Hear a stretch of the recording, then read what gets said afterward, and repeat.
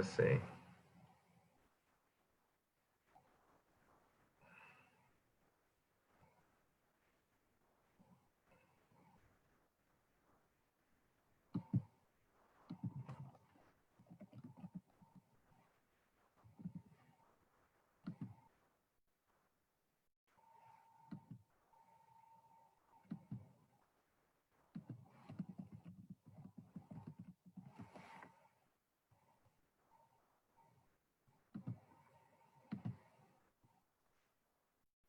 We are live, joined this hour by Michael Centeno, who is the executive director of Tia Chicha's Cultural Center. He's also worked with the Department of Cultural Affairs in Los Angeles and many other projects.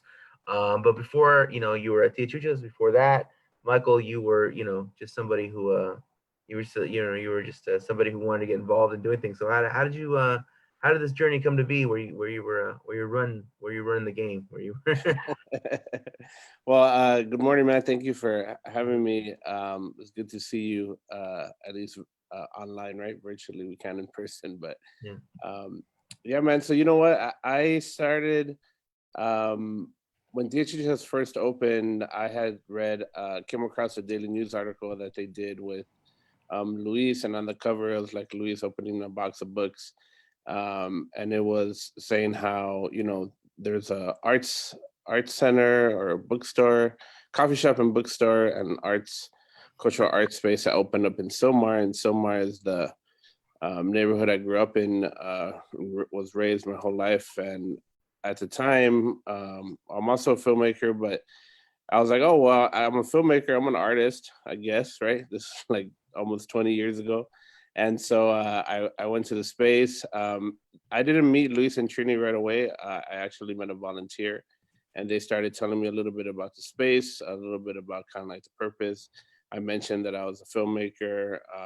And so the volunteer was like, well, we've been talking about doing like film screenings. Is that something that you'd be interested in doing? And I was like, yeah, it's pretty easy. You just need a VCR and a projector at the time. And they're like, so if we get a VCR and a projector, you'll help us out. And I was like, yeah, not thinking like they're gonna get it. And like a week later, they called me, and I was like, okay, yeah, I already said I would do it. So at the time, I was like, a lot of other like independent filmmakers, so I was trying to like just use it as a space for them to come and share their work and have an audience and do like a nice little Q&A after. But then this was like, was this 2001, right? The 9/11 happened, and then we had a lot of youth from the local high schools, and teachers started to reach out to us because there's a lot of like, they didn't know how to talk to the youth, basically, right, to the students. There's a lot of like anger, confusion, a lot of feelings about what was going on, and some of the youth didn't have a space to like express it or dialogue about it in a constructive way, right? Like, because at the time it was kind of unpopular to go against like the mainstream narrative of like, don't first don't go into Afghanistan, don't bomb Afghanistan, stuff like that. So we started a whole space for a lot of these youth, and I started utilizing the film nights as a way to show like documentaries on like U.S. foreign policy, right? And like to show like different films about just kind of like the history of like U.S. intervention, right? To kind of start a dialogue with the students and say like, look, this is not new. Like this has happened before. A lot of other filmmakers were doing stuff around like what was going on. So we try to create that space, and then through film and have dialogue, and it worked out pretty well because we had some really supportive teachers, who would give their students extra credit to come out, so they would come out, and we created this space for them, right? And then eventually, like right away, in those first couple years that THH has opened, it started to, even though it was an actual for-profit coffee shop bookstore, it started functioning very much like a cultural space, right? All these people from the community who dabbled in some sort of artistic practice started to come out and offer their services. So there's like I was like, well, I'm a musician, I'd love to do guitar classes for youth, donation based. I'm a some That's where we started our open mics, that have been going on for 19 years strong. Somebody was coming and doing theater. Somebody else was doing like art activities. on the weekends with families, you know. So it just started to function very much like a community and cultural space. And the connections and the people that you met was like, you know, it was something that we never had in this area, I felt. So immediately, you know, I was drawn to the space and started volunteering more time, and eventually just kind of um, I wouldn't leave. So eventually they hired me, right? That once they established the nonprofit status, they hired me to administer the nonprofit for a minute. And it was just like, you know, we had like one or two grants, or it was small, but we ended up renting out the back space adjacent to the cafe space. And that's where we were able to do some more, you know, more workshops, more classes. So I was kind of maintaining that space like part time, like 10 hours a week or something like that. Um, 5 years in, you know, we were building a lot of momentum. We had a lot of good support. People were getting to know us. It became kind of like, if you're like an artist or a musician or an author, specifically around like literacy, you know, you would stop at the HHS. So we had a lot of good people come through those first 5 years, you know. But unfortunately, 5 years in, the landlords wanted to bring in a laundromat, another tenant. So they ended up essentially like raising the rent, pushing us out. We went to another space. In between that transition, it was a coffee shop. We put the coffee equipment in the storage that was donated to us. That space was broken into, and they took all the coffee shop equipment. So that made it kind of challenging to bring that component back. We moved to a second location, kind of a temporary space that was in Lakeview Terrace, and it was a little out of the way, and it ended up not working out for us. So we're there for about 2 years, and then we moved over here to our current location where we've been at now for going on 13 years.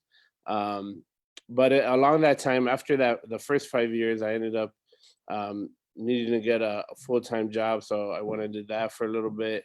Then I hopped around some other jobs, including working with the Department of Cultural Affairs for maybe like 2 or 3 years as a program assistant.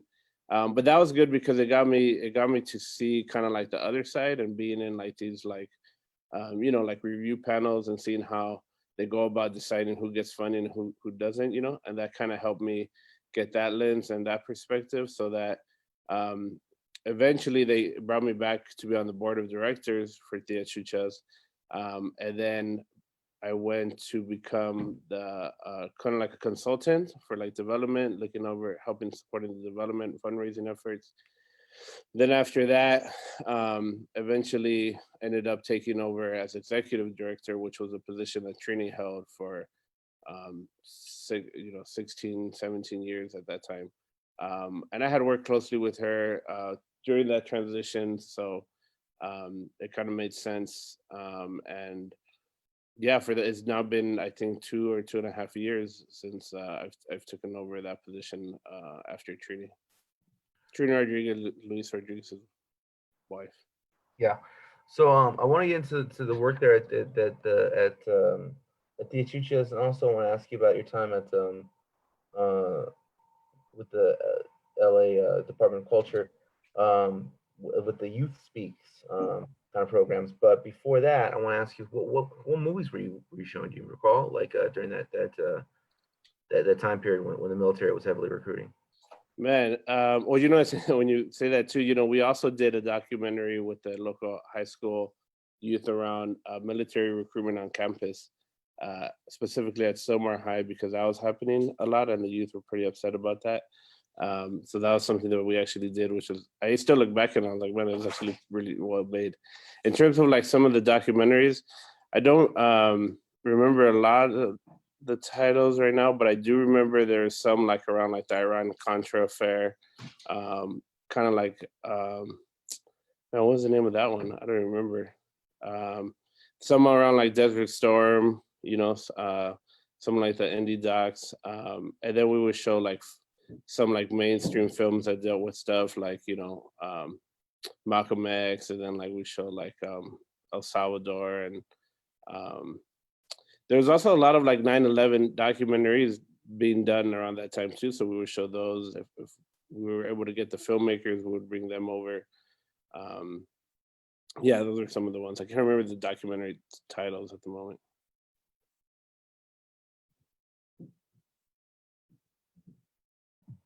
So this is probably an opportunity for a lot of like smaller kind of filmmakers, more independent filmmakers to come and show their work and actually talk about it. They may not have the opportunity. So these like people that you knew from studying yourself to become filmmaker, or how Yeah, did you get this base of people? just like a net, yeah, just from like my own network of like working and like being around like the independent Latino filmmakers, and then just reaching out, like obviously at the time this was like before social media and stuff, but we would just like email people. I would just email people that I would hear like about their films, or we'd hear about it like on, you know, KPFK or wherever, and then we're like, oh, that would be interesting to show. Let's reach out to the filmmakers, and like like you said, people were happy to have a venue to be able to screen and have a dialogue after. So, and we were the only one in the valley, so um, I think it worked out. So I want to ask you about some of the things that go on there at THH's, like the Celebrating Words Festival, the open mic, some other things like that. Before we get into that, though, can you tell us a little bit about your time over at the culture, the Department of Cultural Affairs? Like, I know you were involved in, you were kind of spearheading a youth speak type project. Can you tell us a little about that? Yeah, so when I had needed to get a full-time job, and I went and I worked for a startup company that was like, 180 degrees from like working at the Achucha. So I was there for a minute, and I just got kind of like, I was like, man, I don't want to be here, like I need to be working with community in some form or some way. So I was there for a while, then I ended up looking at other organizations that I could work with, and I had started to do that with at the Chuchas. We did like two projects where we work with youth and filmmaking, teaching them filmmaking around documentaries. So that I kind of wanted to do something like that, right? I wanted to, utilize what I knew, which was filmmaking, and then work with the community in some way. So I worked for a couple of different youth organizations um, that have now since gone under. But we would essentially do that work with youth, teaching filmmaking, and I was also doing that part time. So I was trying to figure it out, right? Like, how can I do this? But then it wasn't able to do part time. So I ended up getting a job part time with DCA, and then part time with these other organizations working with youth. So I was able to kind of balance it out that way. And again, like the DCA, I was working under the Music LA program, which is a program to that they would fund organizations who do different types of music classes throughout the year. So it was really cool to connect with a lot of the orgs across the city of LA and like learn about the work that they're doing, but then also seeing like what does that role look like for as a grantor, as someone that would give funds to an organization, and kind of seeing what those relationships look like. What does that process like in terms of funding? How does the funding get allocated? What do they look for like in terms of like the grant proposals? And so that really helped me gain a deeper understanding of that process for nonprofits. But then, so at Youth Speak Collective, we started a project called Media Solutions, where I was working with youth in video production. But then we started offering the services to other organizations that they needed to create videos for whatever purpose that they have, like fundraising or whatever, and like to really utilize on social media. So we would work with organizations to get funded to do produce videos for them. We would hire the youth so that they would be able to get paid and get experience, and hopefully build their resumes if this was something they wanted to pursue. And it worked out for a minute because also, again, like my experience working with the nonprofits, I felt like I had an understanding of what some of those needs were, so that in terms of like videos, what they needed, um, and what was the best way to work with that. So we started that, and that went pretty well. The challenge was trying to maintain that was challenging because you have trying to keep this. It was good to work with the same group of youth, like and take them, but it took time, right, to train. And then to try to bring in new youth and like keep it going, like it was hard to like sustain.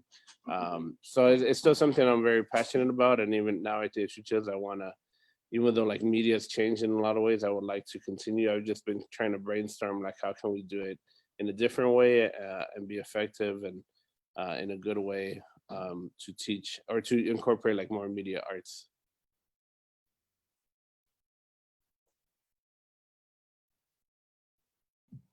So before we get into some of the work there at Teachers or some of the just, general programming at Teachers, can you tell us how did you get involved in filmmaking? What made you want to be a filmmaker? When did that start? I think that started pretty young. I was always passionate about film and movies. I think a lot of it had to do with like being very like introverted, and then not really speaking, just being kind of shy, I guess. And like I found that like through the films, my dad actually got a video camera when I was really young, and I was just really drawn to it, and I was playing with it, figuring it out, making little movies, and yeah, eventually. But there was something, right, like a career in the arts. It was never something that seemed tangible or like seemed possible. So my approach to it was I wanted to study computer science so that I could do visual effects. And I was like, well, if I could do visual effects, then I could work on a movie. Like the idea of actually making a movie or like writing a movie, directing a movie, like that was so foreign to me that I had a different plan to kind of just get into that business or get into that field. It wasn't until like high school, maybe. I was with some friends that were also passionate about it. We're like, let's just write something. So we wrote a script. And then once we wrote the script, we wrote a feature. And once we wrote that, we're like, well, let's just film it. And then we filmed it, and we just said, well, let's just make it. So when I graduated from high school, like for 2 years after that, we worked on a feature film. And that is like on the weekends, working during the week, using the money to pay for it on the weekends. So we shot on the weekends. Um, and that was like essentially my film school, like I learned how to work with actors, I learned how to write, learn how to shoot and light, how to edit, how to do all that stuff. And at the time, like there wasn't a bunch of resources as there are now, like YouTube. So we just like the week was like school. I would go home, go online, learn about lighting, learn about cameras, all that stuff, as much as I could. And then the weekends we would put it to practice and then edit. So it was really cool. It was like the first few years, it was like again like my film school. We completed the film and it was like garbage, like I wouldn't share with anybody now, but it was still like the process that helped us, or helped me become and gain the confidence to say like, oh, okay, I'm a filmmaker. Um, and since then, I did like some other shorts. I've been doing short films. I did a short film on one of Luis's short stories out of the Republic of East LA. And we've done, a couple things here and there, but um, I'm still interested and passionate about it. It's just, it's different now. Just gotta do it like on the side or whenever we can. But I'm still, trying to write, and I have a short film that I've been taking out to film festivals now. Um, but yeah.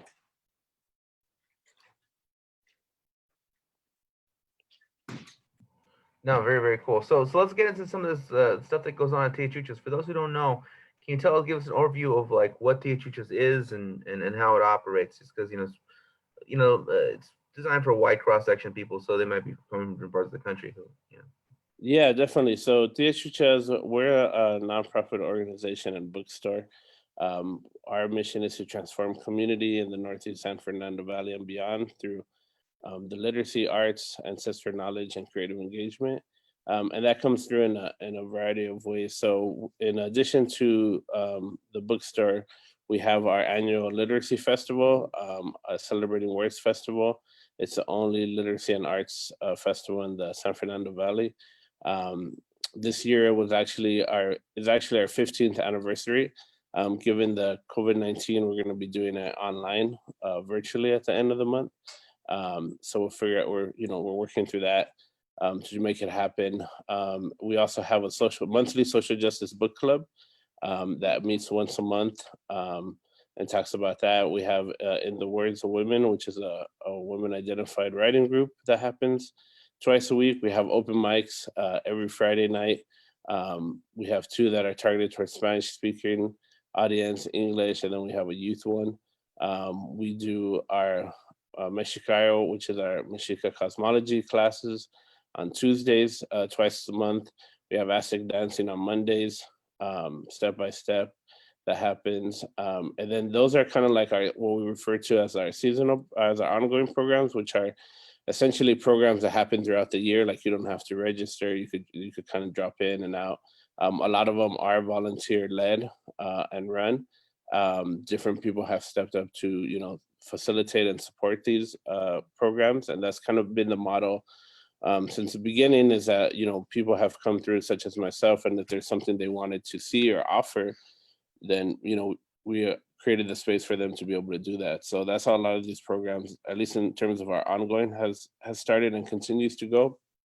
Then we have what we refer to as like our seasonal programs, which is more like our arts education classes that are targeted. They're intergenerational, but targeted toward also youth. So that's like intro, intermediate, guitar, son jarocho, visual arts, and then we've been incorporating some other stuff like yoga and cooking classes as well. Then we have our Young Warriors program, which is our youth mentorship, peer mentorship program, and that they meet weekly. We're also part of the Arts for Incarcerated Youth Network, where we go and we work with youth in camps, halls, and juvenile day reporting centers. That's under our Trauma to Transformation project, which is our programming that focuses work with incarcerated, formerly incarcerated youth and adults. So we're also in the adult prisons, but then also in reentry homes, doing like writing and arts programming there, all toward working toward ending mass incarceration by giving voice to the voiceless. And that's like most of the programming that we do. A lot. In addition to that, we also have like talking circles, healing circles. We have artisan marketplaces, our hearts and hands mercaditos. We have one-time workshops, author readings, book signings. Again, anytime that people want to come and there's somebody that wants to offer something, it could be a one-time thing. We'll also consider that. Right now, before all this, before the pandemic, we're actually looking to move into a larger space. Next year is our 20-year anniversary, so we're hoping to do that. But then everything all this went down, and then we haven't really been. We had to close the space. We haven't been in the space. So it's interesting that we've then have gone, virtual with a lot of the programming and continue to connect, whether that's through Zoom or Instagram Live, Facebook Live. But I think the goal is still to try to find a bigger space that we could, offer more of what we do.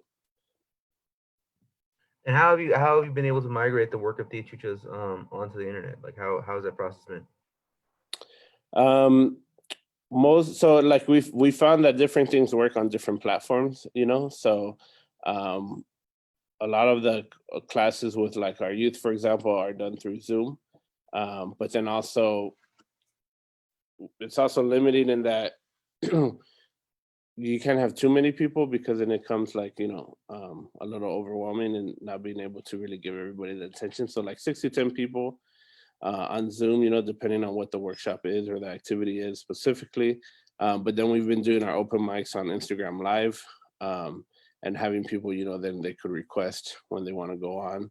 And then, I mean, mostly everything aside from that, everything has been pretty much Zoom meetings. And the Social Justice Book Club has been really good. I think that's probably been one of our best that has gone virtual. The dialogue and the engagement on the Zoom has been really powerful for some of the books.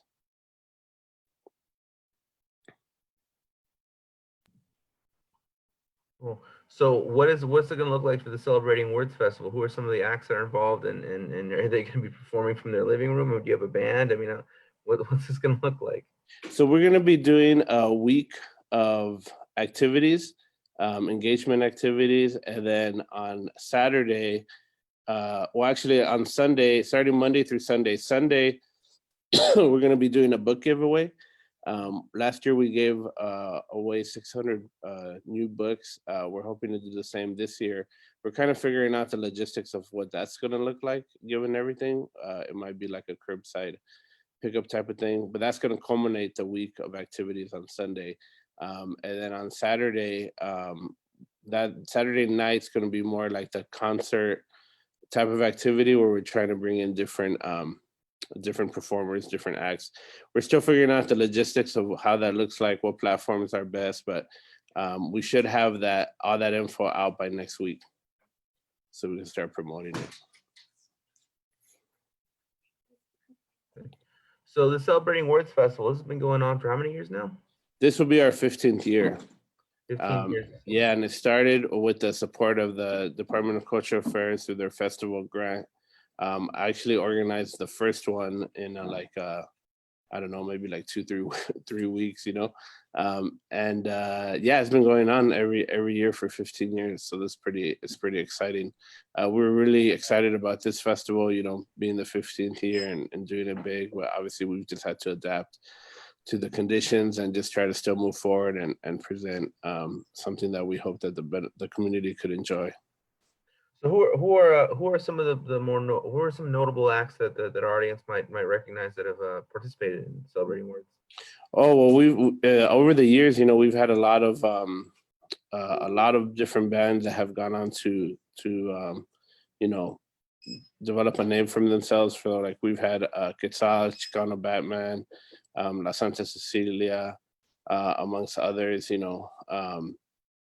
Jessica Salgado, one of the poets, she headlined a couple years ago, the last 2 years, I believe. So yeah, it's just been Mezcla a while ago. We had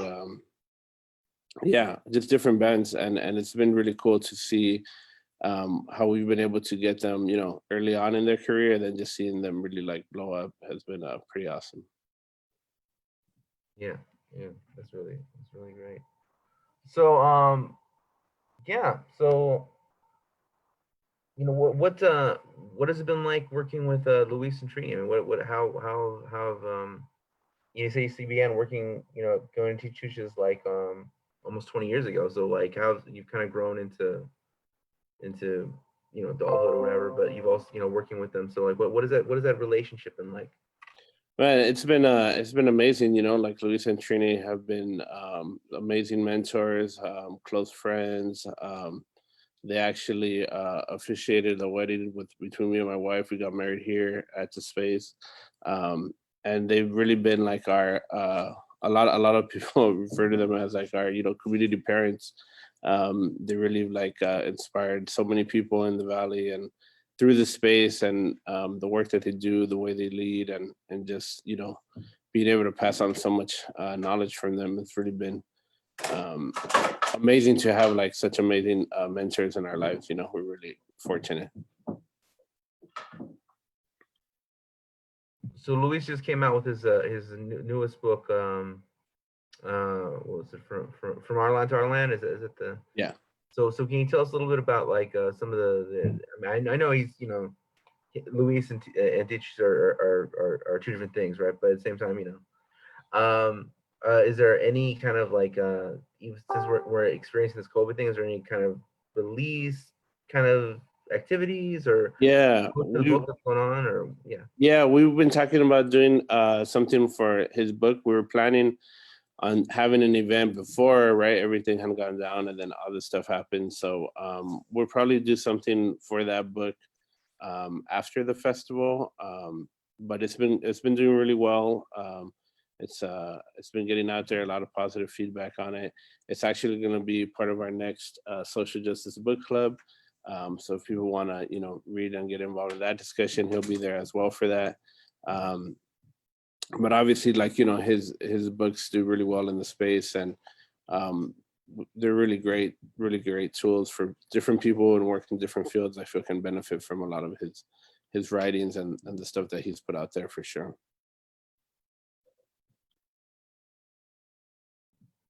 And what has it been like specifically working with Trini? I know that you kind of moved into the position that she was in before. So how's that transition gone, and how has she kind of like mentored into you into the day-to-day, the ins and outs? Yeah, just because of his notoriety and he's always pushing Teachuchas, Luis is probably has become like the face in many circles, especially for folks that don't frequent the space or haven't come in here. But Trini is definitely the one that has been holding it down, like on the day-to-day operations for 16, 17 years. on a volunteer basis as well. So she's really the one that has been able to build the kind of like the day to day, the space, the work that happens in the space, oversee that. So we worked, having known her so long, worked so closely with her. We've always had a good relationship. I've learned a lot from her, and we worked really well, I felt, for a while. So it was really, I was really honored to be able to take that position, and to continue the work that she was carried for so long. But yeah, Trinity's amazing. She's still involved. She still supports a lot of our grant writing. We work closely with her with the grant writing. She's on the board of directors. And there's always definitely times when I need to go to her to get some feedback on some of the stuff that I may have questions on. Yeah, one of the questions I want to ask you about was this social justice reading club. So, what are some of the titles that people could expect? So the way that works is that it's again, like, that one is all volunteer run. So every month when they meet, somebody will make a suggestion, or they would make suggestions for different titles that they want to read, and then whichever title they select, the person that suggested it, that person will then facilitate that discussion the day of, right? So this last month was the new Jim Crow. The We also had read Always Running, and we had a good conversation with the Luis around when the play was happening. So they did that book.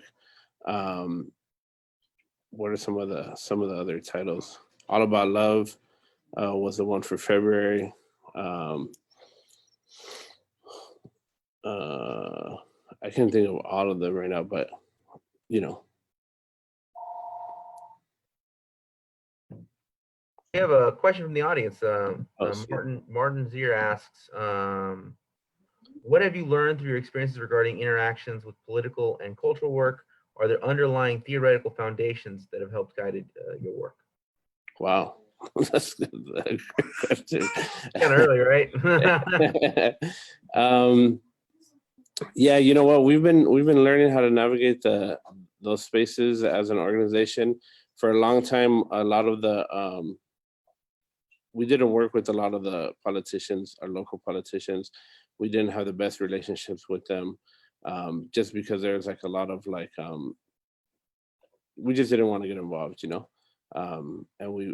we had like the last council person ended up leaving early, so we just had like not good representation in our area for a while. But I think as we've continued to grow and we've had new elected officials, we're trying to navigate that as best as possible.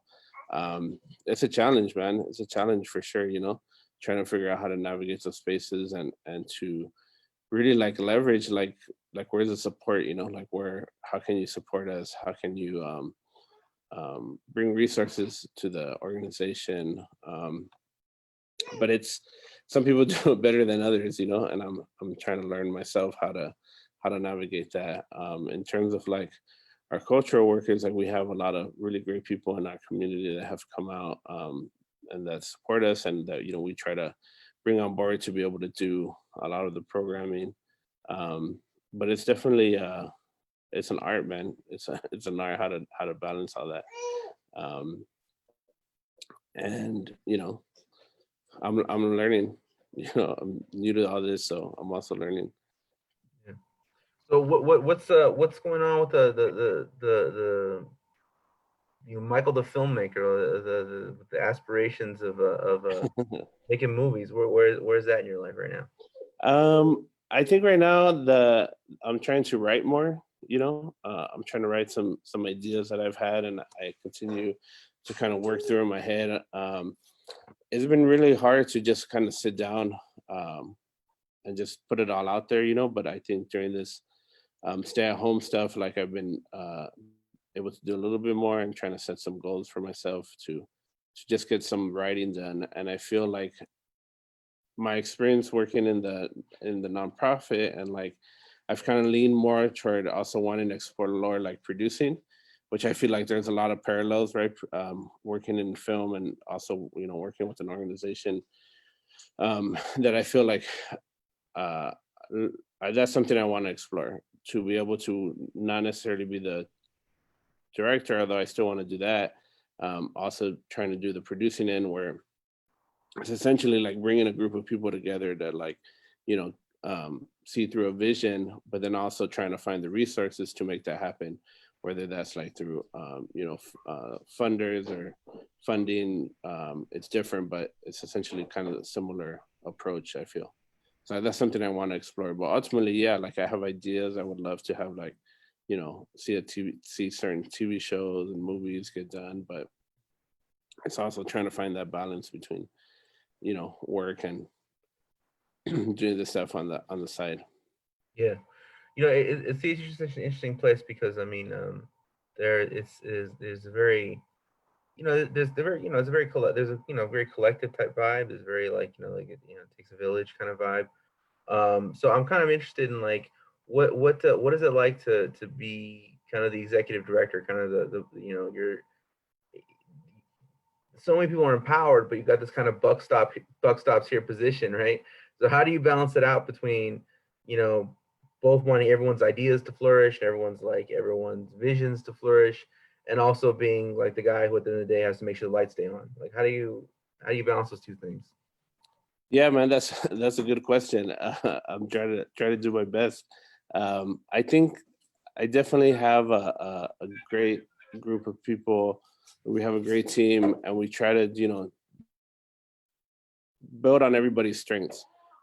So a lot of the programmatic aspects, Melissa, our associate director, deals with, and I do a lot more with like the fundraising component of it.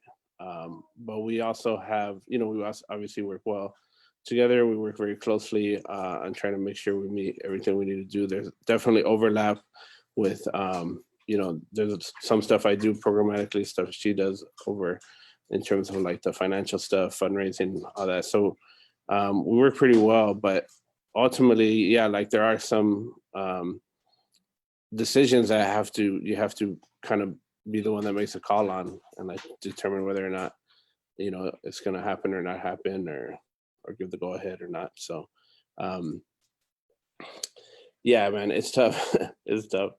But at the same time, like again, like we've worked hard to kind of develop the team, the staff. We have volunteers, we have a really great community. So I think we're able to accomplish a lot, and it does make the process easier, when you have people that you can work well with, and um, that work well as well. And I think that's part of it too, is just finding that right group of people. Yeah. So, what can people expect? And what's like? I know we talked about the festival and whatever, but generally speaking, what direction is Tia Chucha's is it headed in? Is it what's new? What's the same? What's being maintained and what's being branched out into? What can people expect from Tia Chucha's going into coming out of this crisis and then going to 2021? It's interesting. I think like seeing kind of how this has forced the organization to work in terms of like we're finding that some things do really well remotely. It gives an opportunity for access. More people are able to join in, and they don't necessarily have to be in the area. So I kind of imagine that some of the stuff will continue online. Like I think our social justice book club conversations have done better when we've gone Zoom, because we've had more people participate from all over. So maybe there's like hybrid versions of that to come after. We're still kind of waiting it out, as a cultural space. We want to make sure it's safe before we could start gathering folks. So I don't know when we're going to start in-person programming again. Right now, there's no plans to do that, at least, over the summer or anything. So we'll see what happens for the fall, or even kind of waiting. Probably won't happen to their new year. But a lot of our programming has also branched out to offsite. So like I mentioned, like a lot of the stuff that we're doing with um, incarcerated youth and adults, and reentry homes, we're doing a lot of stuff offsite and partnership with other organizations and spaces. So that's definitely going to continue to grow. At the same time, we hope to, again, by next year, have a new space, a larger space that we could have bigger events, multiple workshops at the same time. That's kind of the challenge, is that we do so much, but we're in such a limited space that we can't have multiple activities happening at once, you know? So like if we wanted to do, let's say like our guitar class from 4 to 5, that's the only thing that could happen in the space, you know? And even then, like it's hard for people to even come in and purchase books during that time because it gets so noisy. So we operate in a very small space. So we're really looking to get something much larger that we could really grow into and have the types of workshops and larger events that we really hope to have. But again, like it's hard to say when we're gonna be able to, you know, bring people back into the space. But for now, some of the online stuff is working out, but we're planning and excited to come back, you know, even stronger and to do a lot more stuff. Yeah. Yeah. No, that sounds wonderful. So how can people? What are some of the ways that the general public can connect? I mean, like where can we find the open mic, for instance? Where is that? When is So that? on our Instagram, we're very active on our Instagram, which is at Tia Chuchas. Our Facebook as well. We generally post any type of events, any types of programs, activities. We generally post there, so people can access it. But you could also go to our website, tiachucha.org, where you could also find out a little bit more about the work that we're doing and what's happening. But definitely social media, we're on Instagram, Facebook, Twitter, and our website, tiachucha.org. So if anyone wanted to volunteer somehow during this time period, how could they do that? If you go to our website, we actually have a volunteer tab, and you could register there. And you know, it kind of asks a few questions, and then that's where we access our volunteers. Yeah, yeah. All right. So any words of wisdom for anybody who you know that you know wants to connect to the arts and they want to do certain things, but they just don't know how. You just gotta do it. Like I think one of with the being involved in theater teachers, I felt also helped me um, gain a lot of confidence in myself as a filmmaker, and to even be able to, you know, call myself a filmmaker. And I think that was really like what the space encourages is also like your identity, who you are, but then also what can happen when you access the arts in your life, right? And that creative expression and what that does for you. And so I feel like we've seen a lot of the people that work here have been here a long time. So that we've seen it happen in our lives, that transformative power of the arts. So then it's like, that's why I think we're so passionate about trying to make it happen on a larger scale for everyone else. You know, it's such a it's such a freeing thing when you could find that channel of creative expression, whatever that is for you. And I think that's like, for example, a constant in our open mics, for example, is like people that have like, oh, I've written poetry for so many years, but I've never shared it. And so I've come to the open mic and actually shared it. And after time, they get comfortable and confident. And next thing you know, they're like self-publishing their books, you know? So it's been really cool to see that type of,